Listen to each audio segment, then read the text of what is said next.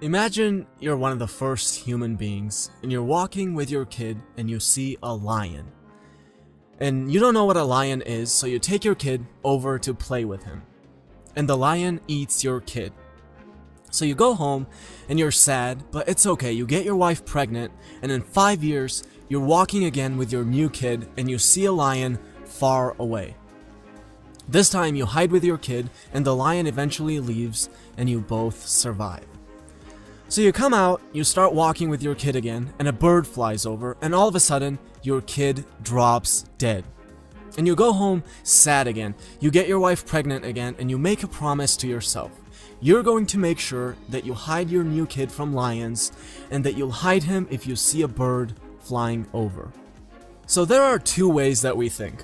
Both of the decisions that you made are based on the fast, automatic thought process which Kahneman calls System 1.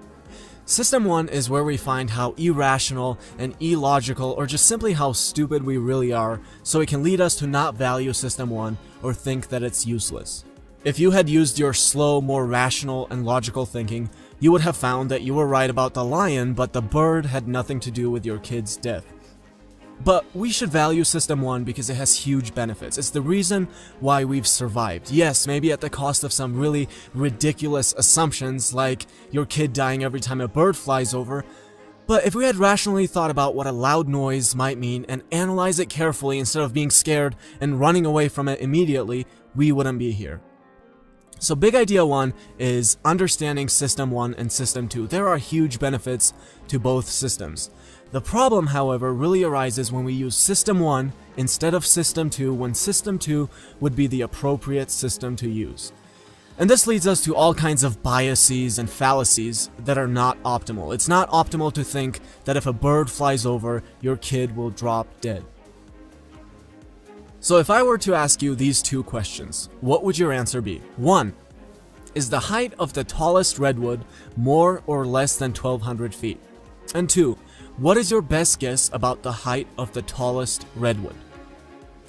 So one group was asked these questions, and another group was asked the exact same questions, except instead of 1,200 feet in the first question, this time they were asked whether the height of the tree was more or less than only 180 feet. So what do you think the answers looked like? The first group's mean guess was 844 feet. The second group's mean guess was only 282 feet. That is a huge difference. This is what is known as anchoring. So ask yourself, and throughout this video, how can knowing this be useful to you? Dan Ariely, one of my favorite economists, talks about how we have no idea about most things and what they should cost.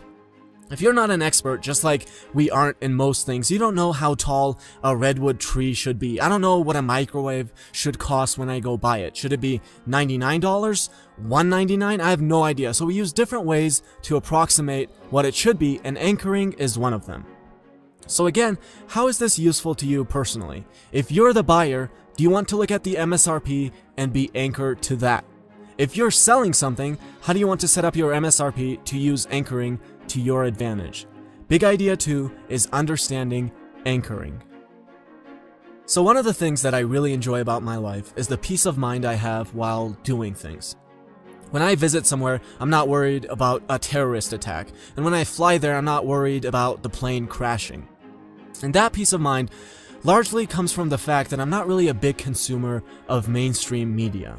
But I meet people all the time who are really constantly worried. Have you seen how terrorism is taken over the world? What are we headed towards? Have you seen how planes are just crashing all the time now? But in reality, it's not like the chances of those two things have risen in some dramatic proportion. They're highly unlikely, and I mean a probability very close to 0 that your plane will crash. And this is what is known as the science of availability.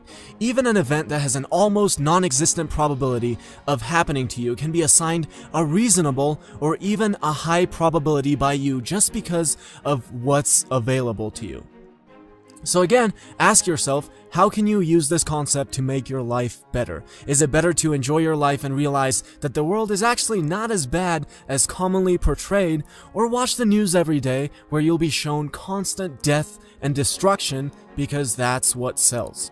Big idea 3 is understanding the science of availability. Now, let's say I offer you to play a game with me. We're going to flip a coin. And if you win $1,000. And if you lose $1,000. Do you want to play that game? If you're like most people, that is a game that you do not want to play. What if we change the rules a little bit? If you win 1,100, and if you lose only 1,000. From an expected value point of view, that is a good game to play.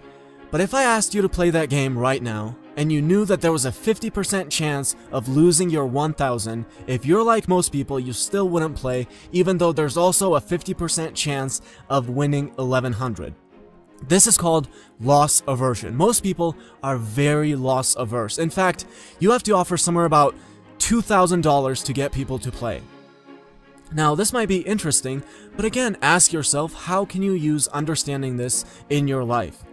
You know you're going to be more convincing explaining to someone what they're risking losing instead of what they could possibly gain. So maybe you want to convince someone that being an alcoholic is bad. How do you want to go about doing that? Do you want to talk about how they could possibly gain a better job and make more money if they overcome this problem? Or do you want to tell them how they're going to lose their loved ones, like their spouse and children? Big idea 4 is understanding loss aversion. Now imagine I'm your doctor and I have to do an operation on you, and I tell you there is a 10% chance that you're going to die. I could also tell you there is a 90% chance that you're going to live. Now, from a statistical point of view, there is absolutely no difference in those two statements, but in the first case, you're going to feel much worse than in the second. This is known as framing. How you frame the exact same situation can have dramatically different consequences. So big idea 5 is understanding framing. Again, ask yourself, how can you use this? How can you use framing to make good things more appealing and convincing to your friends or your children or whoever else you want to influence? And finally, big idea 6, understanding the sunk cost fallacy. This is all about letting your past decisions influence your present decisions. So think of John. He has no idea about poker, but he thought he would go gamble and play. Fast forward into the night, and John has now lost $1,000 and hasn't won anything. Now, if John looks at the odds of his winning from this moment on, which would require the use of System 2, which he's probably not going to use, he would find that the best thing to do is completely disregard the 1,000 and get up and leave. The 1,000 already lost has nothing to do with what his odds are starting from this moment, but John is going to be heavily influenced by the $1,000 and most likely keep playing and losing even more. Let me give you another example. Jen bought 50 boxes of candy a few months ago. So her house is full of candy, but she now finds out about the importance of eating healthy, and she realizes that the candy actually hurts her, but she can't just get rid of it. She paid money for it at some point, so it's really hard for her, even though the candy is going to hurt her. Now, you might look at John and Jen and say, what a bunch of idiots, but the reality is that you and I are no different. Look around your house right now. How much stupid shit have you bought over the years that's now just laying there, taking up space, bothering you? You're never even going to use it again, but you don't get rid of it. There is no difference between Jen or John and you in this situation. The chair that you bought gets in the way all the time. There's no room for it in your little house. It's causing you pain, but how can you get rid of it? You paid $59 for it at some point. This is what is known as the sunk cost fallacy. Your past decisions shouldn't affect what is good for you now. If you paid money for a bunch of candy at some point, it doesn't mean that it's good for you to keep eating it.